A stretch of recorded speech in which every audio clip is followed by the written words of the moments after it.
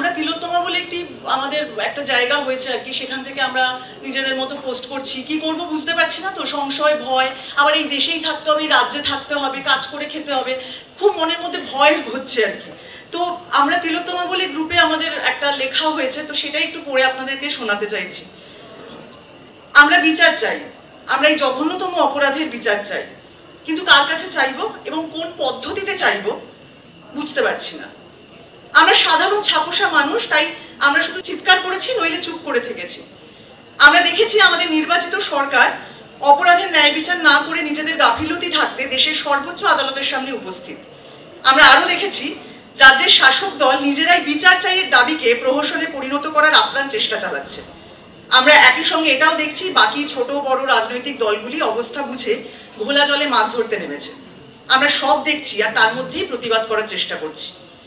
আমাদের অনেক মতের অমিল আছে, সংশয় আছে, আর আছে ভয়, তবু আমরা পথ ছাড়বো না। আমাদের মনের মধ্যে, মাথার মধ্যে অনেক প্রশ্ন ঘুরছে। সরকারি হসপিটালের ভিতর এমন ভয়ানক কাণ্ড কিভাবে হলো? কারা ঘটালো? ঘটনাস্থলে ভাঙচুর করলো কারা? সঠিক তথ্য প্রমাণের অভাব হচ্ছে কেন?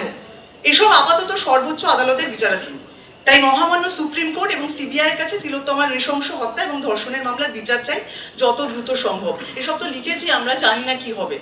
খবর দেখছি আর প্রশ্ন উঠছে 2023-এ প্রাক্তন ডেপুটি সুপার আক্তার আলী আর.জি. কর হসপিটালের দুর্নীতি এবং সন্দীপ ঘোষের বিরুদ্ধে প্রশাসনের কাছে অভিযোগ জানানো সত্ত্বেও কেন কোনো পদক্ষেপ নেওয়া হয়নি?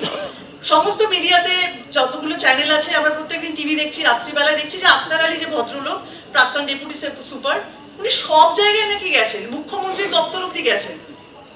তারপরে এসআইপি গঠন করা হয়েছে। তারপরেও মানে আমি এই ভাষাগুলো জানতাম না, এই কদিন ধরে এই আন্দোলনের সাথে যুক্ত হয়ে এই ভাষাগুলো শিখেছি। এসআইপি, তাহলে কেন কোনো কথা হয়নি? কেন সবাই মুখ বুজেছিল? মানে সবাই অন্যদিকে যতগুলো জায়গায় প্রথম সারির যতগুলো মিডিয়া চ্যানেল যেখানে কথা হচ্ছে, সবাই মানে বিভিন্ন রাজনৈতিক দলের নেতারা আসছেন, তো যখনই কোনো প্রশ্ন হচ্ছে আমাদের সরকারের তরফ থেকে যে মুখপাত্র, তিনি সবকিছু অন্যদিকে ঘুরিয়ে দিচ্ছেন। তিনি বলছেন অমুক রাজ্যে তো ওইটা হয়েছিল, তাহলে তখন কেন হয়নি? যাই বলা হচ্ছে তখন একটা অন্যদিকে নিয়ে যাওয়া হচ্ছে। এবং এখন বলা হচ্ছে যে বিচার চাইতে গেলে তো সুপ্রিম কোর্টের কাছে বিচার চাও, সিবিআই এর কাছে বিচার চাও, সরকারের কাছে বিচার চেয়ে কি হবে? এক্ষুনি আসার আগে এক্ষুনি একটা প্রথম সারির চ্যানেলে দেখলাম যে সেদিন রাত্রিবেলায় প্রায় টিকিট কেটে ঢোকার মতো ওই সেমিনার রুমে সবাই ঢুকেছিল। এত লোক ঢুকলো কিভাবে সেমিনার রুমে? কারা ঢোকালো? পুলিশ তো ছিল সেখানে, তাহলে পুলিশ কি করলো? মানে এই প্রশ্নগুলো তাহলে এখন সিবিআই এসে কি করবে? মানে সিবিআই এর কাছে তো এখন কোনো তথ্য প্রমাণই নেই যা দেখতে পাচ্ছি। তার মানে প্রত্যেকটা ভারতবর্ষে যা কেস হয়, বেশিরভাগ কেস ঝুলে থাকে। আমাদের যখন মৃত্যু পর্যন্ত, তখন আমরা বৃদ্ধ হয়ে কাঁপতে কাঁপতে বলবো ওই যে একটা ঘটনা হয়েছিল, আমরা আন্দোলনে গেছিলাম কিন্তু কোনো বিচার হলো না। আবার সেটাও এরকমই থেকে যাবে? প্রশ্ন উঠেছে শুধু সরকারি নয়, বেসরকারি ছোট সংস্থা বা বিগ কর্পোরেট কর্মীদের নিরাপত্তার কি হবে? এর বাইরেও যে বিপুল সহনাগরিক অসংগঠিত ক্ষেত্রে ঘাম ছড়িয়ে দেশকে সচল রাখেন সর্বত্র, তাদের সুরক্ষার কি হবে? এরকম অনেক প্রশ্ন উঠে আসছে।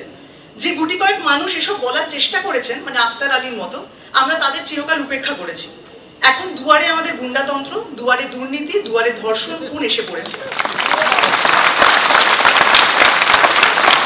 তাই আমরা বাধ্য হয়ে আজকে পথে নেমেছি। এবার আর দলবাজিদের সময় নষ্ট না করে অন্তত নাগরিক হিসেবে টিকে থাকার জন্য পথে থাকতেই হবে।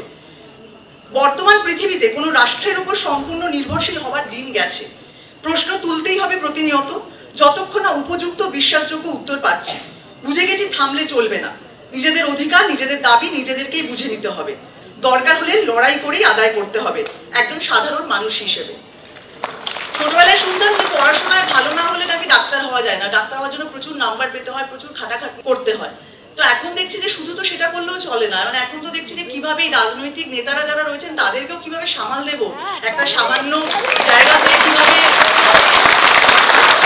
আমি দূরে থাকি, মফস্বলে থাকি, সেখান থেকে আমার বাবা মা, মধ্যবিত্ত বাবা মা, তাদের সমস্ত পুঁজি দিয়ে আমাকে ডাক্তার হওয়ার জন্য তারা লড়াই করছেন। সেখানে আমাকে কি করে একটা আমি ঘর পাবো, কি করে একটা মানে পড়াশোনা করে পাশ পেলে, সবকিছুই সেই সব নেতারা কন্ট্রোল করছেন। বিভিন্ন লবির কথা শোনা যাচ্ছে। কোথা থেকে এলো এগুলো? মানে আমরা তো কোনোদিনও, আজকে তো তিলোত্তমার মৃত্যু আমাদের সবটা চোখে আঙুল তুলে দেখিয়ে দিল। না হলে তো আমি বসে বসে তাহলে ছবি বানাতাম, অভিনয় করতাম, ওই রিল বানাতাম, পোস্ট করতাম, হয়ে যেত, আমার তো কাজ শেষ হয়ে গেল।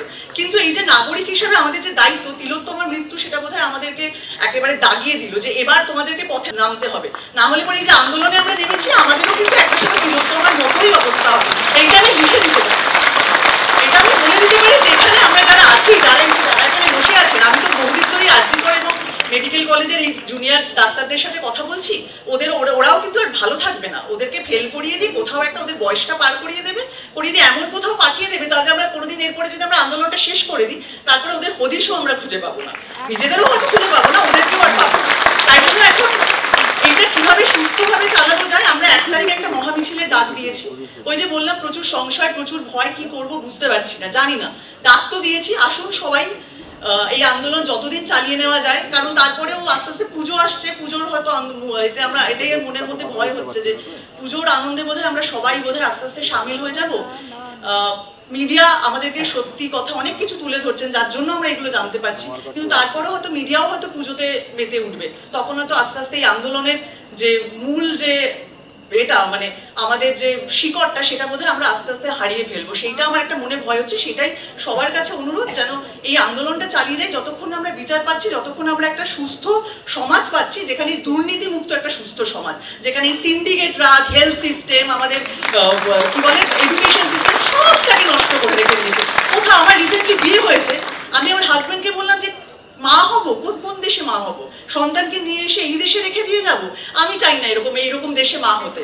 আমি আমার সন্তানকে এই দেশে দুর্নীতি যতক্ষণ আছে, আমি এই দেশে পারবো না আমার সন্তানকে নিয়ে আসতে।